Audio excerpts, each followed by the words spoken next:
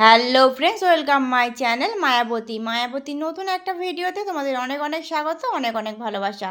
তো বন্ধুরা, আজকে বিপত্তারিণী পুজো। আমি সবার সবার উঠে পড়েছি, এখন ভোর 5টা মতন বাজে। আর করে নিয়েছি চা দাদা ভাই আর শ্বশুরমশাইয়ের জন্য। তো ওদেরকে চা দিয়ে আমি এখানে দুর্ব নিয়ে চলে এসেছি ডুরি বাঁধার জন্য। তোমরা জানো বিপত্তারিণী পুজোতে ডুরি লাগে, এই ডুরি হাতে বাঁধতে হয়।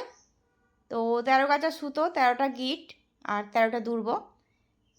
তো অনেকে সরা কেনে, আর যেহেতু আমাদের বাড়িতে সরা বানানো হয় সেই জন্য আমাকে ডুরিটা অনেক বেশিই বানাতে হয়। তো দেখতেই পাচ্ছ কত সুতো আমি কিন্তু গিট মেরে রেখে দিয়েছি। আগে থেকে যদি আমি দুর্ব পরিয়ে রাখি তাহলে দুর্বগুলো শুকিয়ে যাবে, দেখতে ভালো লাগবে না। সেই কারণে আমি দুর্বটাকে ভোরবেলা থেকে এখানটায় সুতোর সঙ্গে লাগিয়ে দিচ্ছি। তো দেখো, সুতোর সঙ্গে ভালো করে লাগিয়ে দিয়ে গিটটা টেনে দিলাম, হয়ে গেল 13টা গিট।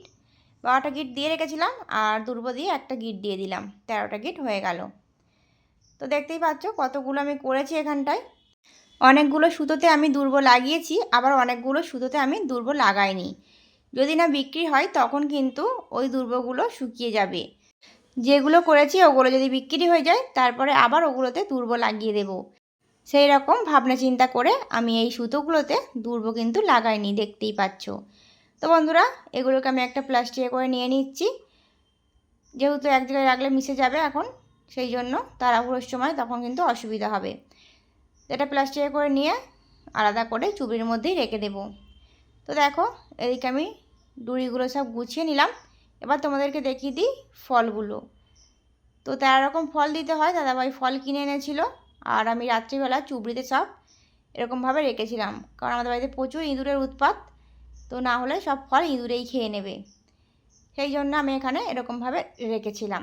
যেহেতু ফ্রিজেতে সব কিছু রাখা হয়, মাছ মাংস, সেই কারণে আমি কিন্তু ফলগুলো আর ফ্রিজে রাখিনি।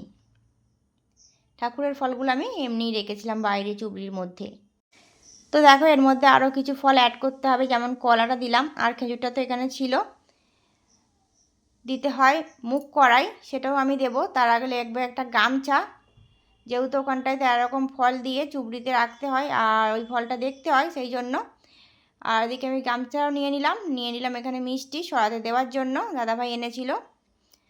তো সেই মিষ্টিগুলোকেও আমি গুছিয়ে নিলাম। যেহেতু দাদাভাই চলে গেছে তাই সব দায়িত্ব আমার ঘাড়ে পড়ে গেছে। আর মন্দিরটা যেহেতু একটুখানি দূরে, যদি আমি কিছু নিয়ে যেতে ভুলে যাই আমাকেই আসতে হবে, সেই কারণে আমি সব কিছু ভালোভাবে গুছিয়ে নিচ্ছিলাম। আর এখানে দেখো, মুখ কড়াই আমি আগের দিন রাতে ভিজিয়ে রেখেছিলাম, তার সঙ্গে কিছুটা কাঁচা ছোলা। তো সেটাই আমি নিয়ে নিচ্ছি একটা পরিষ্কার কৌটোয় করে। তো দেখো, কাঁচা ছোলা আর মুখ কড়াই কৌটোর মধ্যে আমি নিয়ে নিলাম। তো এবার আমি এটাকে ঢাকা দিয়ে দেব। তো চলো, এগুলো তো জোগাড় হয়ে গেল। এবার যেহেতু আমার ঘরে শ্বশুরমশাই আছে, আমি কখন আসবো ওখান থেকে তার ঠিক নেই, সেই কারণে আমি ঘরে ওনার জন্য রান্না করে দিচ্ছি আলু চচ্চড়ি আর রুটি। ভাত খাবে না বললো, তো আমি আলু চচ্চড়ি আর রুটি করে দিলাম।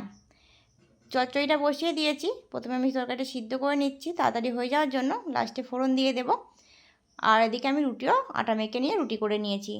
তো আমার সব কিছু করা হয়ে গেছে, এবার আমি স্নান করে নিয়ে রেডি হয়ে গেছি। আর দেখো, দেখতে দেখতে মন্দিরে পৌঁছেও গেছি, গুঁড়ি গুঁড়ি বৃষ্টিও শুরু হয়ে গেছে। তো আস্তে আস্তে আমরা মন্দিরের উপরে চলে গেলাম। আর দাদাভাই তার একটা বন্ধুকে ডেকেছিল, সে এখানে এসেছিল। তো সে বসে বসে ওখানে ফোন ঘাঁটছে। তো চলো মন্দিরের ভেতরটা তোমাদেরকে দেখায়। মন্দিরটা এত সুন্দর আর এত পরিষ্কার, দেখলে তোমার মনটা জুড়িয়ে যাবে। চারিদিকে বারান্দা আর মধ্যিখানে মন্দিরের ঠাকুরটা আছে। তো দেখতেই পাচ্ছ, তোমাদেরকে আমি ঘুরিয়ে দেখিয়ে দিচ্ছি। আর এই দিকটা আমি ফলটা কাটবো।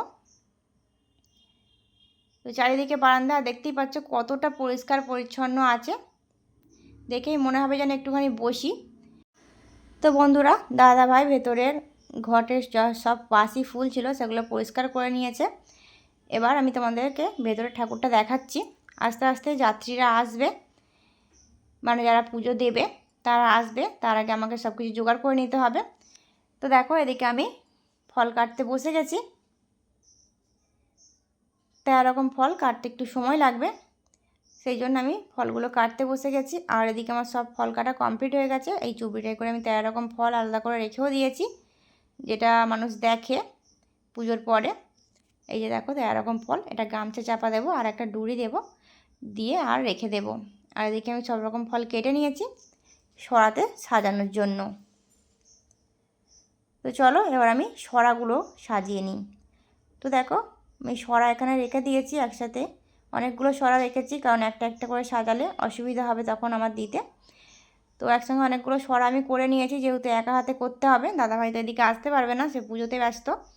সেই কারণে আমি এদিকে কলা পাতাগুলো সরার উপরে দিয়ে দিচ্ছি। যেহেতু সরাতে একটা বালি ভাব থাকে, যতই ধুই তারপরেও যেন কেমন একটা কিচকিচ করে, সেই কারণে আমি কলা পাতা দিয়েছি, যেহেতু ফলগুলো সবাই খাবে তার জন্য। তো দেখো এদিকে ডুরিগুলোও দিয়ে দিচ্ছি একটা একটা করে, সব কিছু দিয়ে দিয়েছি। 13 রকম ফল, মুগ কড়াই, ছোলা, সন্দেশ, ডুরি সব কিছু দেওয়া আমার কমপ্লিট হয়ে গেছে। এবার আমি এইগুলোকে কাছাকাছি করে গুছিয়ে রেখে দিতে হবে, নাহলে এতে মাছি ভিন ভিন করবে এক্ষুনি, যেহেতু কাঁঠাল আছে, কাঁঠালের গন্ধে তো মাছি বমা করবেই। সেই কারণে আমি এই ফলের ডালাগুলোকে এক জায়গায় করে নেব, এক জায়গায় করে নিয়ে কলা পাতা দিয়ে চাপা দিয়ে দেব।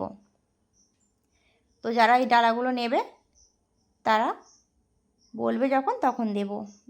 সবার তো আর ফল কেনার সামর্থ্য থাকে না, তাই এরকম ফলের অনেক দাম, তাই এরকমভাবে ডালা করে দিলে সবার সুবিধা হয়, সেই কারণেই ডালাগুলো করা।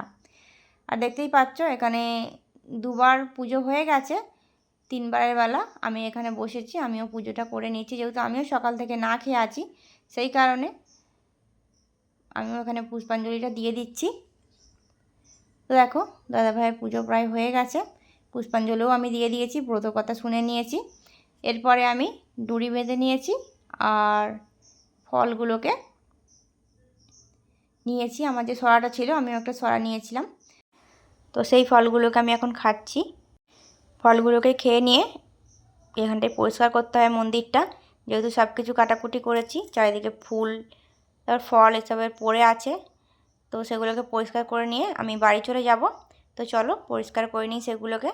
তো দেখো বন্ধুরা, সব পরিষ্কার করে মন্দির পুরো ভালোভাবে মুছে দিয়ে বাড়ি চলে এসেছি। আর বাড়িতে এসে খিদে পেয়ে গেছিলো, তাই জন্য একটুখানি ছোলা আর কড়াই আলু সিদ্ধ করে নিয়েছি আগে, দিয়ে একটু কাঁচা লঙ্কা দিয়ে ভেজে নিয়েছি, যেহেতু পেঁয়াজ আজকে খাওয়া যাবে না, নিরামিষ, সেই কারণে এরকমভাবে ভেজেছিলাম। তো বেশ ভালো লাগছিলো খেতে, আমি বসে বসে খাচ্ছিলাম, গরম গরম বেশ ভালো লাগছিলো। একটা আলু দিয়ে আর কড়াই আর ছোলা দিয়ে ভেজেছিলাম, যে মুগ কড়াইটা ছিল বেশি হয়েছিল, সেটাই ভাবলাম নষ্ট করবো কেন, ভেজে নিই।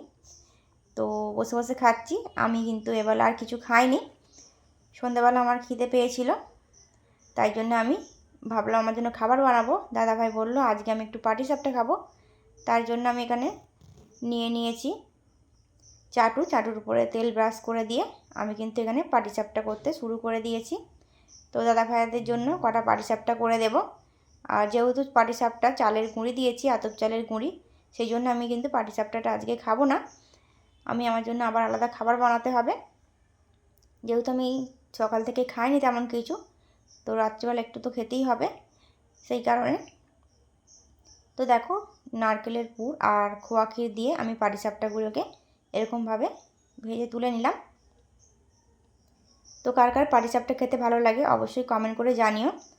তো দেখো পাটিসাপটাগুলো আমার কিন্তু হয়ে গেছে। তো পাটিসাপটাগুলো আমি কিন্তু ময়দাটা জল দিয়ে গুলিনি, দুধ দিয়ে গুলেছিলাম, তাই জন্য এতটা সফট হয়েছে, আর দেখতেও কতটা লোভনীয় হয়েছে দেখো। আর আমার জন্য এই খাবারগুলো বানিয়েছিলাম, আর মিষ্টিগুলো মেয়ে দিয়ে দিয়েছে পাতে সাজিয়ে। তো চলো আজকের মতন ভিডিওটা এই পর্যন্তই, দেখা হচ্ছে নতুন কোনো ভিডিওর সাথে, ততক্ষণ সবাই ভালো থেকো, সুস্থ থেকো, টাটা, থ্যাংকস ফর ওয়াচিং।